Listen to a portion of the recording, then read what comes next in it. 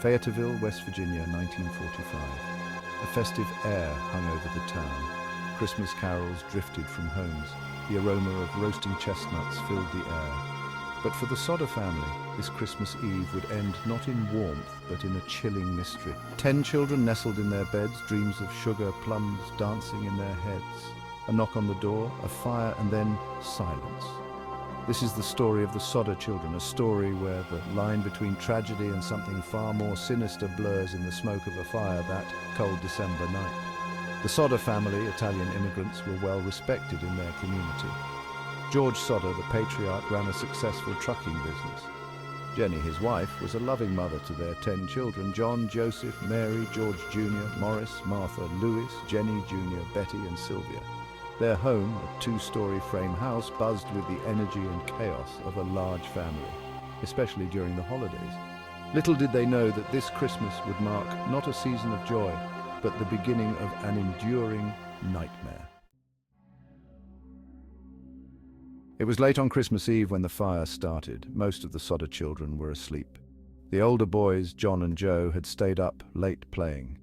Their mother, Jenny, was awoken by a strange sound, a thud on the roof, followed by the insistent ringing of the phone. She answered, but the voice on the other end was garbled, unfamiliar. She dismissed it as a wrong number. Then the smell of smoke.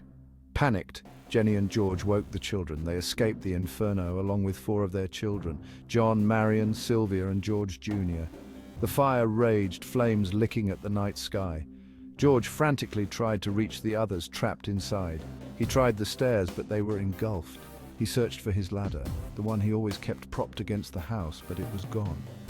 Desperate, he drove his truck to a nearby pond, hoping to collect water, but it wouldn't start.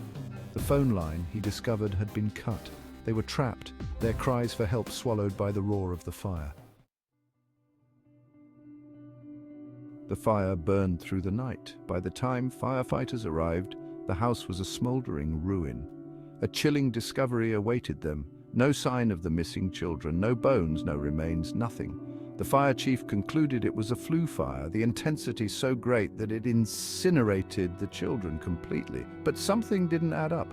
The Sodders, their hearts shattered, couldn't shake the feeling that something was terribly wrong. The missing ladder, the cut phone line, the strange phone call, these were not the hallmarks of a simple fire.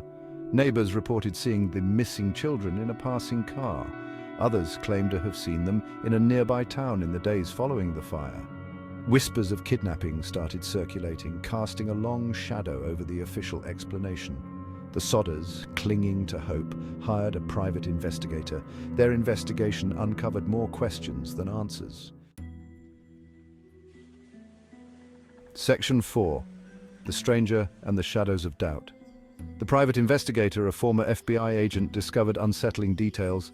Witnesses reported seeing a strange man in the area in the days leading up to the fire. This man, they said, had been asking about the Sodder children, specifically about their routines and the layout of their home. He was described as having a foreign accent and a menacing demeanor. Could this stranger be connected to the children's disappearance?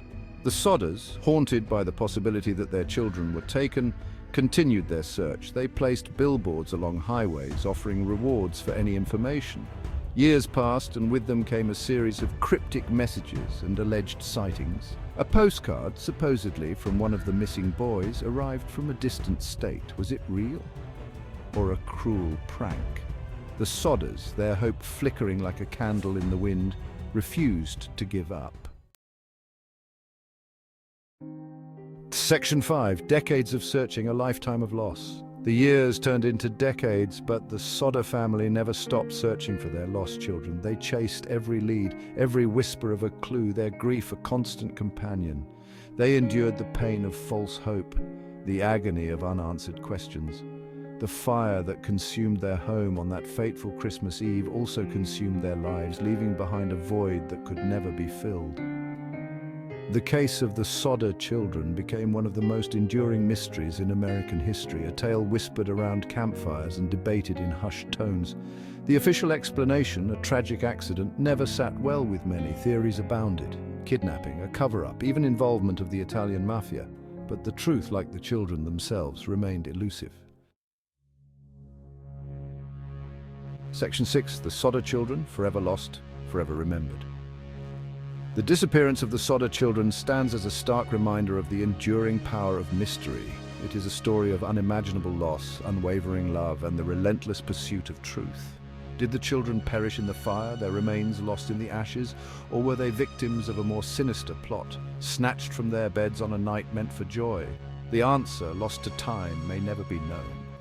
But their memory lives on, a haunting reminder that even in the heart of the holiday season, darkness can lurk, and some mysteries, like the embers of a long-extinguished fire, refuse to die.